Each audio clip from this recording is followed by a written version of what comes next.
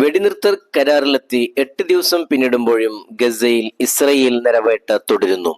Gaza സിറ്റിയിൽ Israel സൈന്യം നടത്തിയ ആക്രമണത്തിൽ ഒരു കുടുംബത്തിലെ 11 പേർ കൊല്ലപ്പെട്ടു.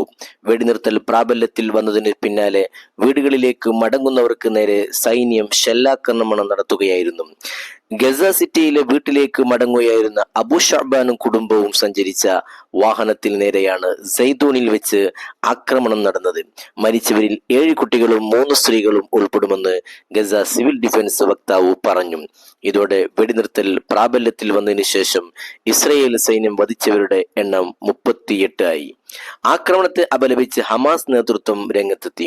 കുട്ടികൾ ഉൾപ്പെടെ കുടുംബത്തെ ഇല്ലാതാക്കിയതിൽ യാതൊരു ന്യായീകരണവുമില്ലെന്നും വെടിനിർത്തൽ കരാർ പാലിക്കാൻ ഇസ്രയേലിന് മേൽ സമ്മർദ്ദം ചെലുത്താൻ US പ്രസിഡന്റ് ഡൊണാൾഡ് ട്രംപും മധ്യസ്ഥത വഹിച്ച രാജ്യങ്ങളും തയ്യാറാകണമെന്നും ഹമാസ് പറഞ്ഞു. സമാധാന കരാർ നിലവിൽ വന്നതിന് ശേഷവും ഗസയുടെ 53% പ്രദേശവും ഇസ്രയേൽ സൈന്യത്തിന്റെ നിയന്ത്രണത്തിൽ തുടരുകയാണ്. ഈജിപ്തിനെയും ഗസയെയും ബന്ധിപ്പിക്കുന്ന റഫ ഇടനാഴി ഇപ്പോഴും അടഞ്ഞുകിടക്കുകയാണ്.